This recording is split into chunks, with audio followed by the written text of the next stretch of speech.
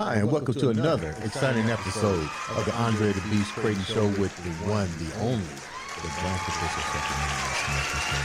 What's happening? You have podcasted me to death today. It's been wonderful. We podcast each other to death, but I love it. It's been a full day of stories and excitement, and it don't stop now. Because guess what? We're back for part two. Part two comes when there's so much out of part one that you got so much many more and more questions. Does that make sense? So much more and many more questions that you gotta bring the But guests check back. this out. I didn't even talk really in part one because I was so intrigued, because I believe the mind is a terrible thing to waste. But in this case, I'm being quiet, letting her tell her story, because I'm absorbing it all in. I love history, and I love the fact that this lady has taken the time to know her family's tree. I wish everybody did that. Yeah, I feel like I got some work to do, and I don't know that. I hope it's not too late. So without further ado, why don't you do the You know what? introductions? My friend, my classmate, the Madam Ambassador, Dr. Nealy. Welcome back to the show again. Thank you, my beloveds. Thank you. Part two. I appreciate being here. I'm deeply humbled. I really am. And I'm grateful that you are willing to listen. The audience is willing to listen. Yes. And that everybody will be enlightened. And my greatest hope is that everybody will go out and do better than us and make more money than us. Okay. My father said that to me. His father said that to him. His father said that, but now he changed it and he said it to a daughter versus saying it to a son. Yes, because wealth is your birthright, by the way. So let's start it from where you at right now. Yeah. Definitely the legacy is there. It's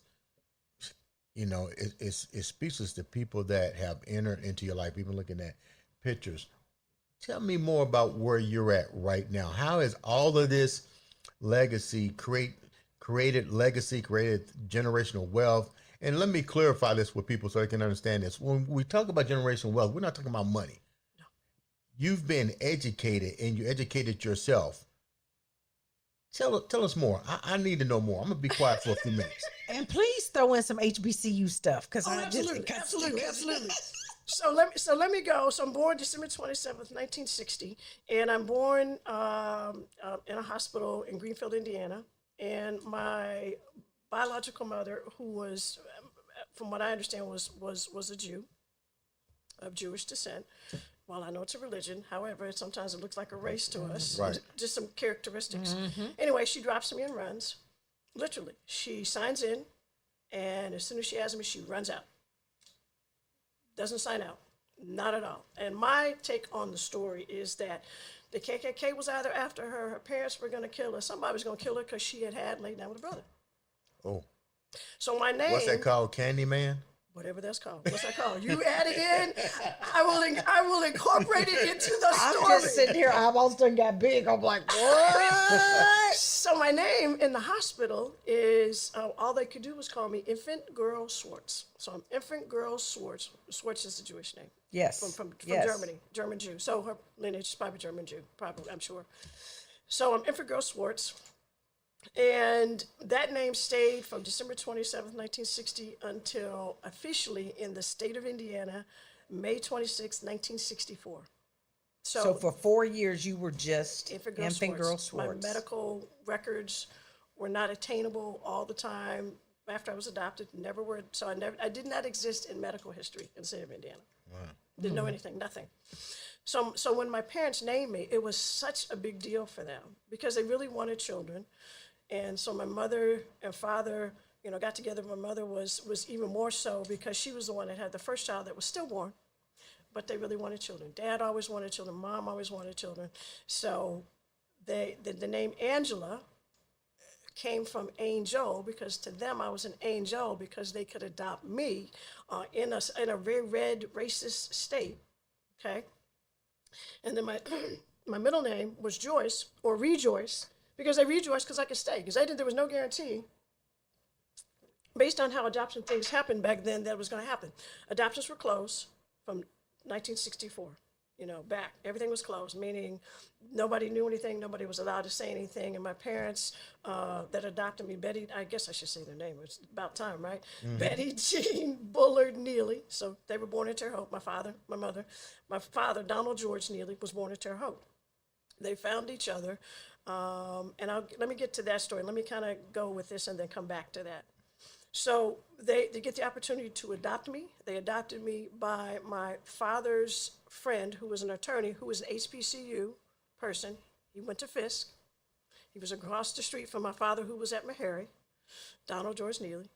And he completed the adoption, but it was a black judge, Judge Bolden, whose son is alive. Judge Bolden passed away a number of years ago, who granted the whole process, along with my sister, Jacqueline Lynn Nealy, who was named after Jacqueline Kennedy Onassis. She was adopted 2.5 years later.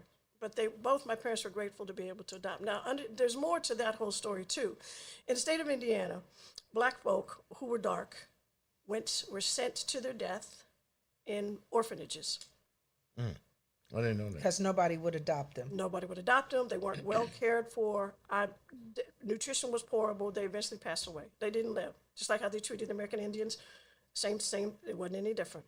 So kids who were lighter, whose parents, either their father was white or their mother was white, or lighter, were treated better. Colorism. Absolutely.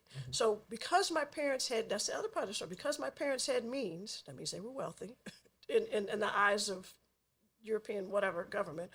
My dad was a dental technician. He had finished Meharry. My mother worked, but they didn't look at her. They just said she was a Negro woman.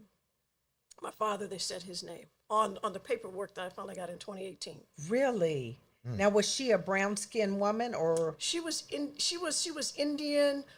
So she was Cherokee, white, and black. So she was Okay. a kind of your color, your color, nose, a distinctive nose, absolutely drop dead gorgeous woman. Had black hair, but she always dyed it. But they just called her Negro woman. Negro woman. So my father's name was on there, and she was the Negro woman, but she was his wife. But they only looked at him and his income. They both were fairer. They weren't chocolatey. They were fair. So they thought, well, maybe that'd be all right, So they let them adopt us. But the guarantee was not there that we were going to get to stay. And that was always the fear of my parents. They're always worried. I couldn't understand when we were kids, why they're always worried that somebody was going to come get us. Somebody was going to come take us. And so they were always very, very captive. Not captive, but just held us close all the time. Just everywhere we went, all the time. And they were afraid for us to go places and do things. And so so my father changed the schedule from being vice president, co-owner of, part owner of Eton Kobe to becoming a dental professor by the time I was 12. Now, are you still in Greencastle during this time? No. I grew up in Indianapolis. So Greenfield, 45 years, yeah. No, I was adopted out of Greenfield between 0 and 6 months, somewhere between 0 and 6 months. Because the only picture I have of me as a baby is me crawling. So it had to be about 6 months. So no, I grew up in Indianapolis. Okay. They were born in Terre Haute, but they moved when they got married.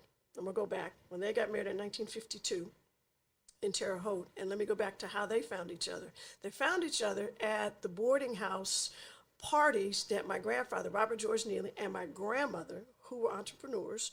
My grandmother ran the boarding house. She ran For the the money. soldiers. For the black soldiers, Yes. because they were not allowed in Terre Yes. Haute, or anywhere else in Indiana, to live with the white soldiers. And I think a lot of people don't know that at all. They have no clue had that no that's, clue. yeah. They were from World War I all the way through World War II. In between all that time frame, they had that boarding house. They were in charge of the parties, like dancing at the Savoy. So they were part of Harlem Renaissance, and they were also part of, I'm sure, of the Green Book. Because the band leaders, like all of the great jazz folk between World War I and World War II, who all of them, was it Duke Ellington, Cab Calloway, they called my grandfather on the phone and said, "Hey Bob, you got a gig for us?" He said, "Yeah, man, I got it. Here's what will happen. After the party's over, we collected all the money. We'll pay you at the end of the night. And then you can stay at a boarding house and you can travel in the day to the next place," which was probably St. Louis. So that went on for years. And they paid him in cash. So at one of those parties, my mom came to the party. And my dad was in charge of making sure all the women got a dance and making sure they made it to their cabs or made it home or whatever. And then my grandmother and grandfather made sure, the band was taken care of, the food, whatever, however it was back, how I can envision it. When I look at Dancing, that's the Savoy, that movie. This is what they were doing. So they met dancing. And so my dad saw my mother cross the room after drop dead gorgeous woman. He sees her across the room. Now, he's 6 years older than her. He's on his way. He saved his money. He's on his way to marry. So he sees her across the room, just falls in love. And they dance the night away. And then he eventually goes off to Meharry for the next 3 years. And they write back and forth, but she wouldn't send him a picture of him. He said, I want you to remember what I look like in your mind. Now, he's down there in Nashville where all the greatest, gorgeous women, Fisk is known for having gorgeous women, in case you've ever She sure she made that clear. She threw that in. I did not stutter. Say it. And smart. And the women at Meharry, and the women at Vanderbilt, and the women at Tennessee State. So he was around all those women, but he came back and he married my mother. They courted. I mean, they didn't live together. I have to tell this in talk when I do talk. They didn't live together. She lived with her grandmother because her mother was passing for white, running around. She running around being woo, you know. And she wanted to be opposite of her mother. So her grandmother raised her. So her grandmother looked white. Her mother looked white. You know, they had a house that got burned down last year by arsonists. So that home that had been in our family 150 years, it no longer exists. All the Bibles, whatever was there, all the pictures are gone. But I have a picture of them when they got married in 1952. In the wall behind the wallpaper, you know, that curly looking wallpaper. So the wedding cake people, so I had that picture in my home of them. They come back, they get married, they moved to Evansville. And he had Dr. Umbach, I think his name was. I don't know why I remember that name. But my father went to work for him. And my mother, I think she got a job in the library, which was unusual, but they were a little more progressive. And then they come to Indianapolis and they build a home. And here's another historical part. In Indianapolis, black folk weren't allowed to live above 38th Street in the 50s and the 40s and the 30s. Wow. So by 1959, my parents built this home, still there, 435 Berkeley Road, for $22,000. Now, today's worth $350,000, $400,000, probably more than that, because it's in the Butler-Tarkington area. A black family still lives in the home. So that's where we were raised. Now, another historical part is while Dad's getting dressed and he's got his tie on and his belt and all this, he's getting ready to go to work. If a white woman had walked across, you know, in front of our house on the sidewalk and he was out on the sidewalk and he didn't get off, they would have arrested him in front of his own home and he's vice president of a company. Wow. This is between 1960 and 70. You're an amazing storyteller, by the way. Thank you. You are. I think big deal. I think she literally needs to. You just need to record this. Somebody else can transcribe it, but if you recorded this, can you imagine the great stories that come out of this? And you tell one story after another. You could have a collection of stories. You notice I haven't said not one you, word. And you up here, but this is you. I haven't even looked at you. We know this is Dick Brennan, and he's all like this, taking it He's all doing my dad. That's in. my dad. Like, that's what dad would do when he Well, I'm going to tell you the reason why. It's because great. I'm like, I am so impressed that you know your history. Totally. I mean, but You the know what I mean? details, And you've the got, details. and the dates in her head, girl. That's. I wish all of our people could do that. I just wish I could remember what I did yesterday. How about that? Or the last bloopers, Today, yeah. But this is absolutely amazing. And so, okay, come on, let's get you to college, because I got to. Yeah, absolutely. So we go through high school. Well, now, mind you, when I was born, I think that's the rough part of when I was born, from 0 to 12, I struggled with my health. I missed a lot of school. I was introverted. I repeated kindergarten, couldn't read well, almost didn't make it out of kindergarten, first grade, second grade, third grade. Finally got it together, started playing softball, played the violin, started playing the violin at 11. That's all through middle school. Then we get to high school. Our paths cross, so now I'm playing the violin in the orchestra, and telling the story too about our high school. Our high school was, they didn't want black folk there. North Central, yeah. They didn't want black folk there, and so trying to get in and take the higher level classes, they didn't want us there either. But we were there, and I got a tutor because I didn't do well that first quarter in chemistry, and I went to see my chemistry teacher, Mr. Conkle, never forget it. Oh, you nigga, you never do anything in science. I said, okay. So I ended up majoring in chemistry, and I chose to go to Fisk University. Now, Harvard came calling, Dillard came calling, Spelman, all those came calling, but I wanted to go to Fisk. I fell in love with Fisk because we would go down to the HBCU for the football game. So we'd see Tennessee State play, Mississippi Valley State or any of the others all the time as families. My parents and their friends, we'd all drive down and hang out and see the games and see the campuses. So it's like we grew up on those campuses. So I've been going to Nashville since I was like 14, 15. It's my second home. We eventually bought property and had a condo plus the family home. home and that kind of thing's the generational wealth, because Dad was like, oh no, this is all going to y'all. When we leave, this is all yours. So we were taught that a long, early time. And I think at some point I was talking about the fact that when Medinko bought out Ito and Kobe, I was watching and learning about the Wall Street Journal. I was a kid, 12, Yeah. 13, 14. You know, that was normal for me to read the Wall Street Journal. It still is now. And I don't advise, but I'll do interviews with them or whatever sometimes. Or anyway, so I leave high school and go to Fisk, and I major in chemistry at Fisk and minor in chemical engineering at Fisk. But I major in chemical engineering at Vanderbilt and minor in chemistry at Vanderbilt. So in the day I'm at Fisk, in the afternoon I'm at Vanderbilt. And the program was a bit much. I didn't finish the chemical engineering, but I got 2 good years in. But in that time frame, 79, 80, 81, 80, women in engineering and black women in engineering, and black women in chemical engineering was just like an anomaly. It was like, oh, you lost your mind. You gonna do what? So, and we weren't well received at Vanderbilt. Not at all. They didn't want us there. It was crazy. By the time I got to Tennessee in 87, and I was working for a pharmaceutical company, I went to Knoxville, Tennessee first, and the backlash I received for being a woman, and back then they called them detail reps. The sales reps for the pharmaceutical companies were called detail reps. And I was a detail rep, and I got so much flack and was told, they called me gal, and told me that I was taking away men's jobs and their ability to provide for their families, and I needed to get home in the kitchen and get to cooking and having them babies.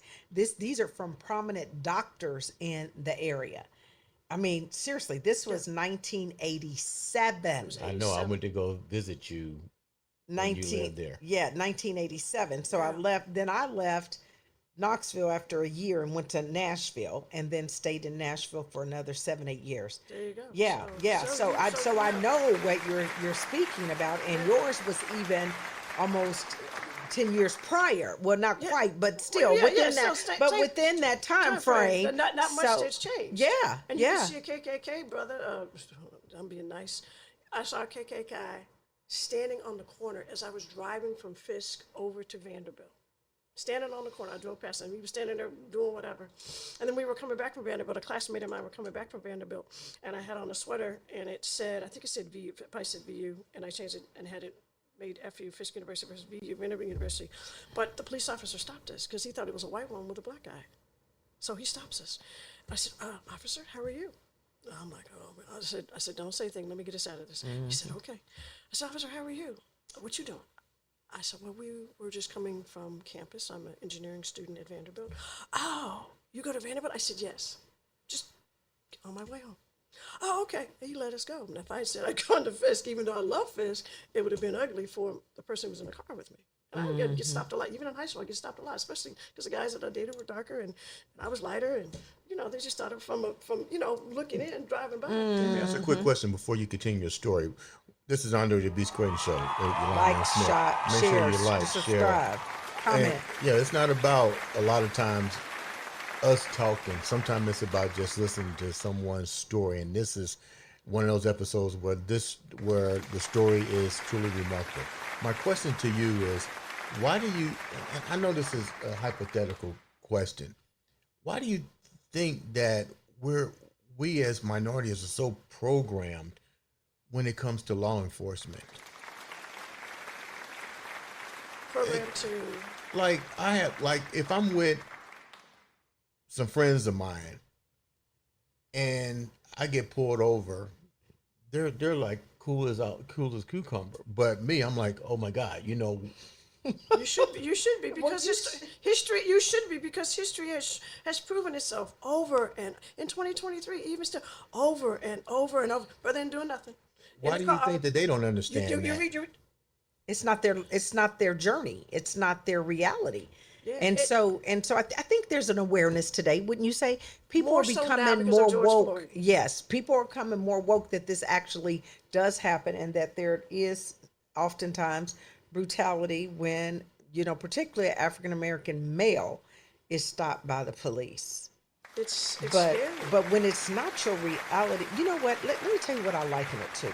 Think about when the first school shooting took place and how mortified we were. 1999. Oh, MG. The Caliban? It was a Caliban? Caliban, yes. Yeah. But think about how the country was mortified. We were just What do you do today when you hear about a school shooting? Oh God, it's the season. It's They're gonna do- another who they're one. shooting up today. Yeah, oh, just another one.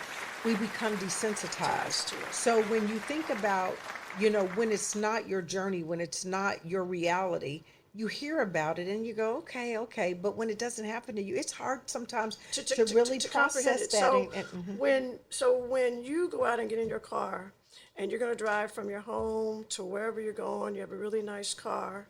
Our fear is, did the brother make it okay? Did he get Yeah. stopped for doing absolutely nothing?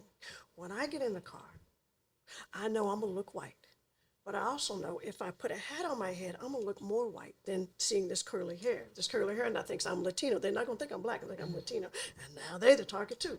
So I know if I put on a hat, and I do it sometimes because I don't want to be harassed. God bless it, but sometimes that's how it is. I just want to go from point A to point B. I put on that hat, I'm gonna pass for white. The cop's gonna see me and just gonna drive on by. But I'm gonna make sure I'm not speeding either. Because as soon as I'm speeding and the officer stops me and he checks my license plate on my BMV, it says black female. Yeah. It doesn't say white. Yeah, I don't get to enjoy the whatever you want to call it of white privilege. The white side of me doesn't get to do that, Amen. and neither does she. We are still black, no matter how light it is. Because when you look in the BMV and they look at, you're still black, and eventually you become even blacker. And then the voice changes. Listen, and you're like putting hands on, we're doing the same thing. But it's worse for you. It's worse for my nephew. He's darker. My nieces, they're darker. They look African American.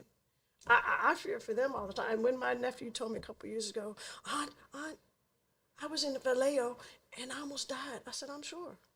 Let me guess, they had you on your knees, they were going to shoot you in the back of your head? Yes, I said. And you did what? Nothing. I didn't say a word. I was petrified. I bet you were. Yeah, I still get petrified. I got pulled over Yes. a couple of weeks ago, and I was leaving the studio, and thank God that the cop was really nice. Thank God. Yeah, Right. yeah. Thank God. And I'm thinking to myself, oh my God, I don't want to tell the area, but I got pulled over, and the guy was, because I just felt it. It was at night, so people go, well, how do you know it was a cop? I say, you just feel it. You just, it's intuitive. You've grown up. Yeah, with that's it. your intuition Yeah. and knowing it's there. And then, the other side that we don't consider sometimes is because there have been incidents where things have gone awry. They're scared too. Yeah. They're And scared I get too. it. I get They're it. scared I get it. now more so than they were. Yeah, Because of George because they Floyd. were, Yes. because they were in more control at one point. Now we're inclined to fight back. Yes. People will fight back. Like lift the chair and swing. I'm sorry. No, but when, About the chair incident. Yeah, We haven't discussed that one yet. Yes, so anyway, yeah. So I mean, I'm just a chair. it just really just shocked me, and I was just wondering, with what you went through down there, how do we get over that?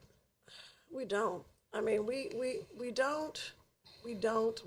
And we will become forever emblazoned with that madness and nonsense for the rest of our life. So we have to be faithful. My father's mantra was faith. Your faith must be greater than your fear. Okay. My mother's there you go. was, my mother's was, and they had to be. They Yeah. lived through Jim Crow. They lived through lynchings. My Yeah. parents, my grandparents, we lived through all of that. Your parents, Yeah, my, And you can't my let the grandmother fear still alive. Her paralyze parents you, or was you like, won't do yeah. anything in your life. Exactly. If it paralyzes, Exactly. I mean, it's similar. You can't say it's the same, but it's similar. You go to the grocery store and there could be a mass shooting. You Yeah. go to the mall, there could be. But does that mean you stop going to the grocery No, store, you stop just going to the go. mall? Yeah. You just gotta have faith and just go Yeah. where you need to No, go. when God says it's my time to go, you don't get to ask questions. It's just your time to go. So tell the viewers a little bit more about your story. Absolutely. Let's go so, back. so we do college, and I get a chance to do some internships. I lived in Philadelphia, and I wrote a book about a particular SO2 particulate removal system for PICO, which is called PICO now, as an internship, as an engineer. And I begged this guy, who was Mr. Rowe, R-O-W-E, he came to Vanderbilt to recruit, and I wanted a summer internship, which I knew women didn't get, and black women didn't get, and sophomores didn't get, but he created a job for me, because I called him collect every day for 30 days. Because I told you you she talk a lot. But it's gotten her indoors. Let's be clear. Let's be Absolutely. He clear. said, look, I'm gonna find a place for you to live. I'm gonna create a job. So they created a job. So I had to write 2 books on SO2 particulate is the substance that's given off when coal is goes up the stack of those long stacks in Pennsylvania area, right? So doing that and lived in where Mount Airy Groove and all of that, and rode the public transportation, which I never did. I was spoiled because I had a car when I was 16. Anyway, so I did that one internship. Another internship was the next summer. I got to work for Dow Chemical. And there I discovered the process that you all do today. So like this bottle right here. And I saw this somewhere. Somebody said, I don't want to say how it works. I just know it's PET, paraffin terephthalate, now bisphenol. Anyway, I was the one who discovered the thickness of the bottle, the Teflon cap that would go in here. And then the latex coating, and that's how the soda pop carbonation stays in versus going out. So that was what I discovered. But because I worked for Dow, and I was a scientist, everything is turned over to them. Absolutely, they own So all I'm that the one who did intellectual that. property. I was the intern who did that back in 1982 under Don Clark with an E. Almost like that movie about them 3 minority astronaut ladies that worked for NASA. Oh, Yeah. Well, those were friends of the astronauts that I worked for. I died. So that's that. So then I come back. I go to St. Louis, lived for St. Louis. Worked as a toy manager for the venture store that doesn't exist anymore, May Company, because they weren't very diversified, and they treated us horribly. Black women, it was horrible. But all of us that left have done extremely well. Anyway, they don't exist anymore. So did that. Became an assistant buyer, came back to Indianapolis, worked for Xerox, got sent to Terre Haute, and they sent me there to die because it was like it was a saturated market. So I got myself out of it by writing a report that said, if we turn this into a Xerox authorized dealerships, you all will make 10 times what you make. You make only $20,000 a month, doing what we do, selling copies door to door. So we make $200,000 a month. So I wrote the report. The lady who happened to be, Lynn Bedell, who happened to be the director of the hub the director at the district manager at the time. This is back in 1987. Back in 1987, she happened to be the district manager. And so she took the report, it got her a promotion, and they turned all of Terre Haute into Xerox dealerships, and they made millions upon millions. Don't you just love it when people take your work and just... Right. And it happens a lot. It happens a lot. But we did get exemption because they were trying to fire all the black folk. That was a part of why they sent me to Terre Haute. But I did something a little different. I filed an EEOC suit, which was dual filed with the commission. Well, the feds were already trying to get Xerox in Indianapolis because they were notoriously racist and bigoted and was treating us horribly. So they came in.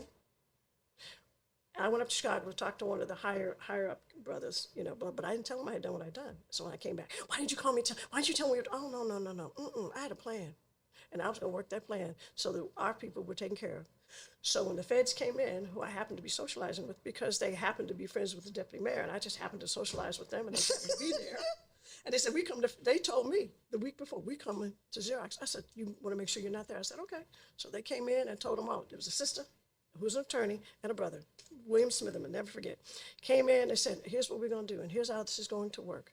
All of you managers, Xerox managers, you're going to do 2 things. You're going to give us all your files, and you're going to give us all your dirt files. Now, if you can't do those 2 things, we will put you in jail for contempt of court until we finish our findings. Do you understand? They were mad. So all the black folk, there weren't that many of us, scattered. We stayed in the field the whole time.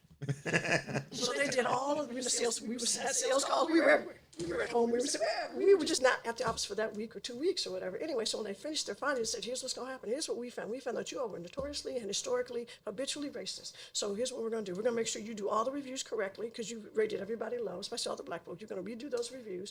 Any money they should get, you're going to make sure they get.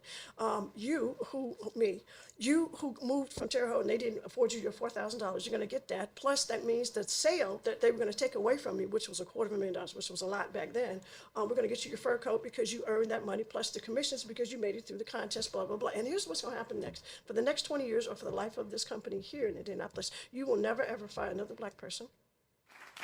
You will always hire a black person who is credible, and most of you who apply to Xerox are credible.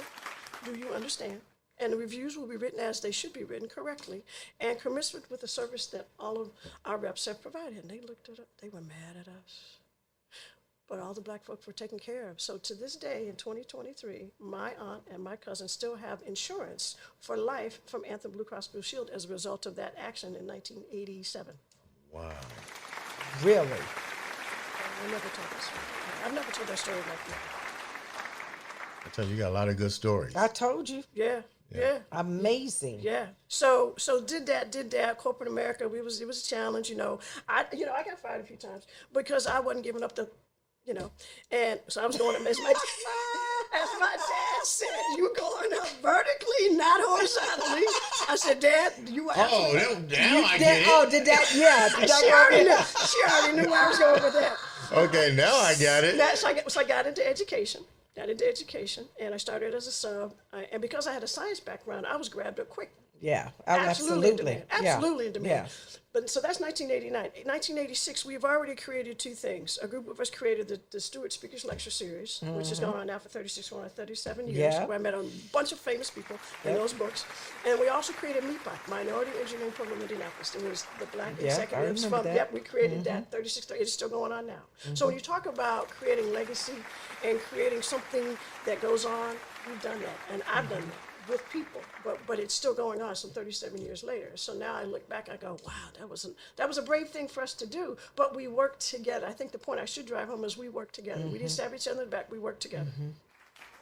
And it reminds me of a quote that I say, not every storm is meant to destroy. That's right. Some are meant to clear the path. That's right. Right? That's and so absolutely- you had to do what you had to do to blow it up Yeah. so that you could clear the So path others for other benefit. people. So That's anytime right. I've been That's anywhere, I always do, I benefit, but I'm more interested, just like Hiram Roosevelt's did, for other people to benefit. Yeah. It's not worth it if it's just about you. And That's all money right. ain't good money. Before we wrap up, take us down the ending part of your journey real quick about the. I'm not going to be able to pronounce all them titles. Doctor. Oh. Take us down the final chapter. What's next? Yeah, you got this. Now what's Well, next? I haven't talked about the athletic side of my life. Oh, yeah, okay. do that. Oh, that's And I haven't right. talked about the astronaut side of my life either. Let's do that real Oh, quick. Lord. So we created the lecture series, and creating a lecture series in 1994, I got to meet Dr. Macy Jemison, the first African-American woman in space. And so my job was logistics. I was in charge of making sure that these famous people got from point A to point B. And point B was the stage. Point A was from the limousine. So anyway, in this particular day was at Madame C.J. Walker, 94, and all these kids were there to see her speak. So she finished the speaking, then she comes out into the foyer. If you know the Madame C.J. Walker Theater, she comes out in the foyer, and my job was to make sure the kids didn't run her over. But she's tall. She's 5'10", 5'11", and she's massive, you know. She's got this booming personality. So I'm kneeling down next to her, and she says, so what do you do? I said, well, Dr. Jemison. I don't call her by her first name. I still don't call her by her first name. Dr. Jemison, I'm a teacher, and I'm over the logistics committee. She said, really, what do you teach? I said, science. She said, oh, my God, you want to work for me? Absolutely, you want to work for me. I know you do. Here's what you do. You can write to me. I said, yeah, no problem. Here's what I'm doing. When I get back to this is how she is. This is how she talks. And the only thing she says that cracks me up is stuff like that, and stuff like that. She said, yes, so here's what I'm doing. When I get back, I'm traveling for the next couple of weeks. When I get back to my office, I'm going to send you this application. You apply for it, blah, blah, blah, and I'll see you in July. I said, okay. So that was so I stayed on her speed dial from 1994 till, That is crazy. That's how I got hired. Just like that.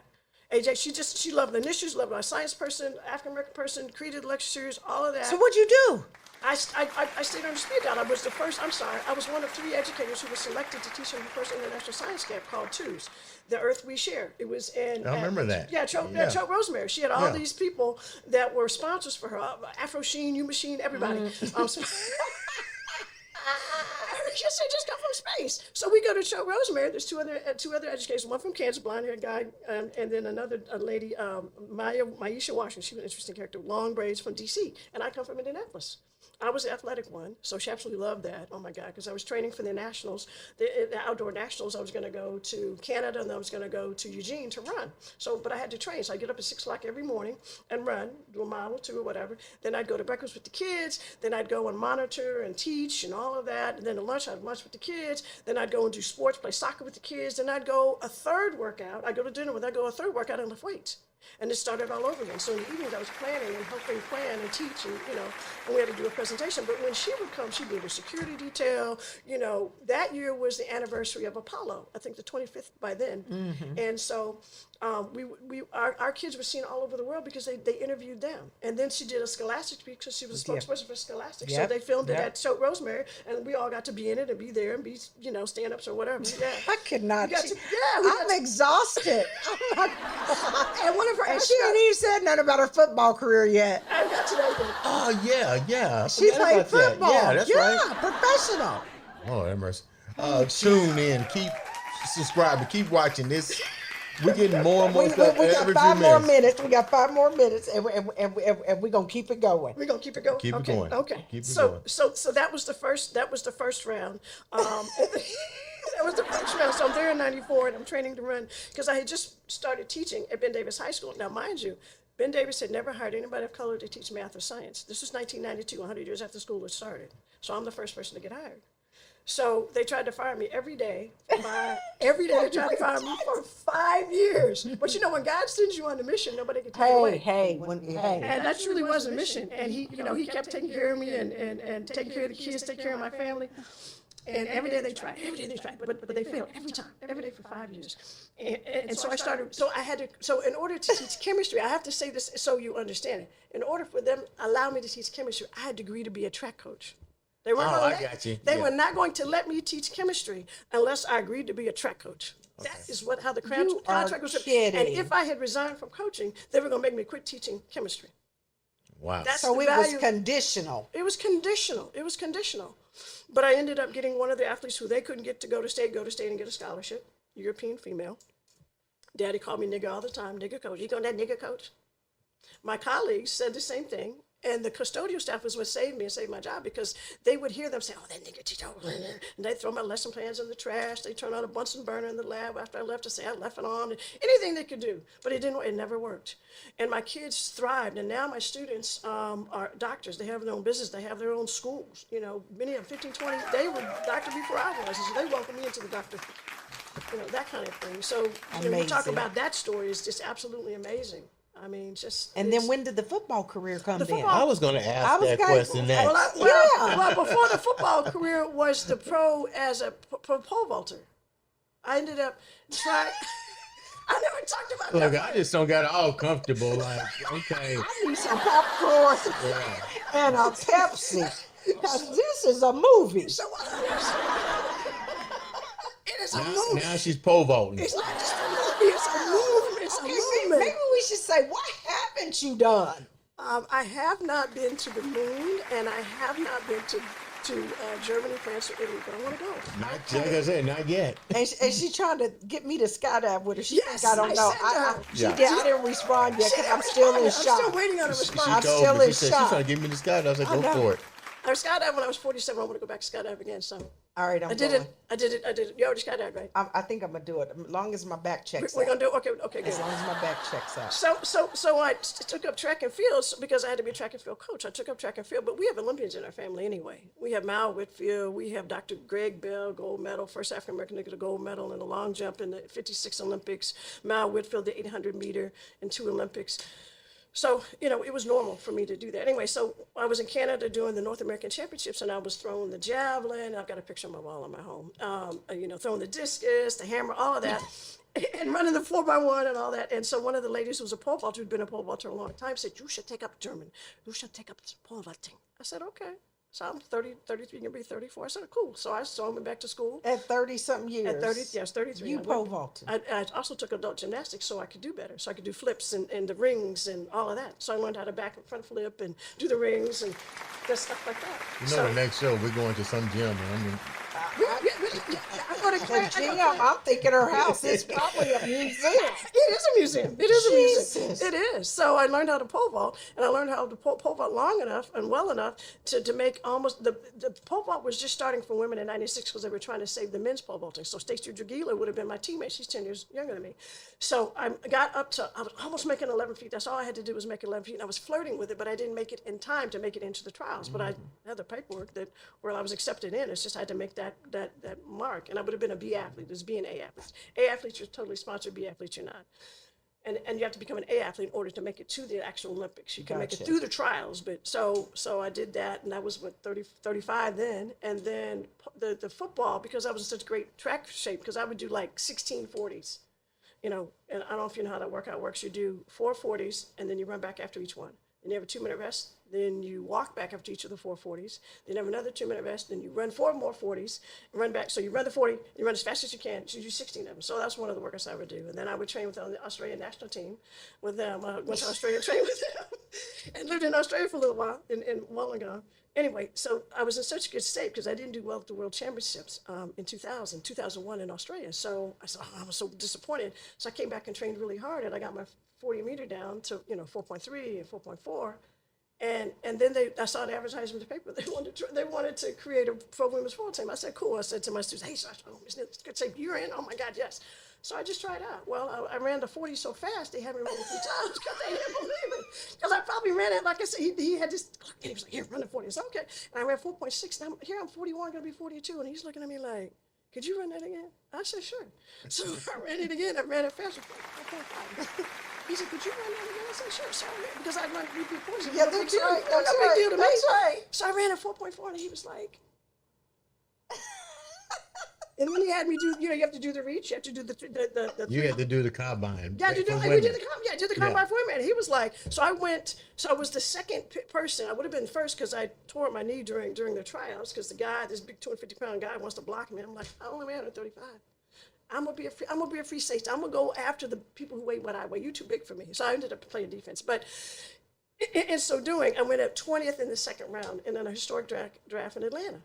And we played. I was actually hurt most of the season, more of the season than I wanted to be hurt. But I recovered from 2 knee surgeries. In a Why are you pointing at my knees? Because your knee got hurt. He goes 2 knee surgeries. I just want to encourage you. You're going to get better real quick. So both knees, I got work done. She went right to my fingers, your knees. But you're going to be all right. So anyway, I just, I ended up playing at the end in the regional meet, and then we went to Birmingham, Alabama, and played in the final. And my doctor told me. He told me when he first fixed me when I was 28, when I told me ACL, he said, "You'll never run or jump again." Okay, so I did track and field. I ran, I jumped, I did, started running. I ran 11.8 fastest was 100 meter. I'm like, really? Okay, whatever. Wow. And then when I went back to him when I'm 41 to fix me because he's still Dr. Janitor, he was great. And he fixed me up again twice, 2 surgeries. He said, "No, you can never run on turf." I said, "Oh, okay. Why'd you tell me that?" So I ended up playing in the Super Bowl with all these young kids, they're half my age. And my job was to go after Rocky. Rocky was this really fast athlete who was half my age. Go after a killer, as they used to tell me, AJ, look, you catch him, we'll kill him. I said, okay. Because, my teammates, they were bigger than me. They were 6'4", 350 pounds. But you were fast. But I was fast, yeah. Yes. And all I do is catch them. I'd catch them, grab a leg. That's all I got to do is grab a leg, boom, they down. I'd roll, they roll, so that's my job was during Super Bowl was to do that, was to stop the fast one. We didn't win, but the fact that I played in the Super Bowl. The fact that you played at 40 years old. Yeah, people half my age, but I was trying to keep up when they were trying to keep up with me, is really what it was. So. I gotta go talk to my therapist and be like, hey, look. Now you need to go talk to Dr. Drove or Dove or whatever. Dr. Drove. Yeah. You need Dr. Drove. Yeah, Dr. Drove's probably retired now. So as we wrap up, because we have to, and it's hard to not, but we need to. Yes, we have to. What's next? Well, now I am a global United Nations Peace ambassador, NGO, non-government organization, and I've gotten 2 presidential accommodations, one from Obama this year and one for Lifetime Achievement Awards from Obama, one from the present president, and I have this commission. So being an ambassador, writing my memoirs, and yes, the recording of it, and that's been here too. I said maybe the recording of it would be much more interesting if they read it. I definitely and get it out now. And get it out now. And get it out now while your mind is still just sharp as it can be. I mean, the fact we don't know. That's the one thing we always say. We'll get to it. Do it, because you never know the time nor the hour or whatever. That is way too much history and information and detail. But not only that, guess what? It's interesting. It's one thing if you're just talking and it's like, blah, blah, blah.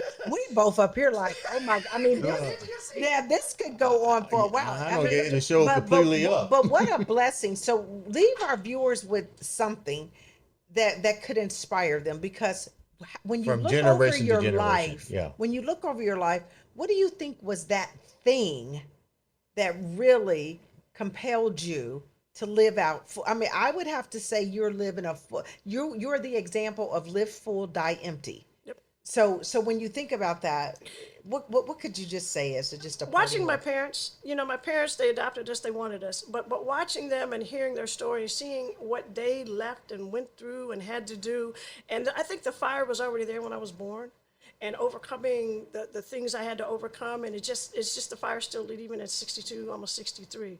Just that fire, and it's there or it's not there, but seeing people who were poor, my parents were poor, come together and learn about the stock market and have land and have, and pass it on to us, and just wanting, and my dad telling me, my sister and I need y'all to do better than us. Mm-hmm. My mother, same thing. You're going to college. That's all we ever heard for 18 years. You're going to college. You're going to college. We don't know where. We worry about that money, but you're going to college. So what word could you give someone else? Be unstoppable. There you go. Ladies and gentlemen, you don't have to say no more. I think she said it all. You're right. This has been another truly Compelling. part 1 and 2. Yes. Listen to it. Definitely mind-blowing. Thank you so much. You know what? I'm choked up because this is an honor for me because your story She's amazing. is amazing. I mean, It's you amazing. definitely have lived the life. Yeah. You own She's empty. lived full. She's I'm on- lived yeah. full. I don't think she's empty yet. Yeah, No, she's- no, yeah. no. She We're went gonna go somewhere. 40 years. She just said, "Let's go skydiving," for Yeah. God's sake. I said, And "We then gotta go she skydiving." she said, "Where we going? Skydiving." We're going skydiving. She said, "I need to get." She still has to get to Greece. I got Yeah. to Greece, And Germany, and Italy. I got to Italy. sail down the Nile still. She's got a couple things to do. I still got to You do a know. TED Talk. Or maybe this Her was the TED TED Talk. Talk. This probably was the TED Yeah. Talk. No, I this love wasn't no it. TED Talk. TED Talk's nothing but 20 minutes at the most. Well, Most I of can them. do I call this the educational This talk. has been a great series. Thank Yeah. you so much. It's Thank been a you. pleasure to have Oh, you with us absolutely. today. Ladies and gentlemen, this has been another exciting episode of the Andre The Beast. The Beast Crayton. Crayton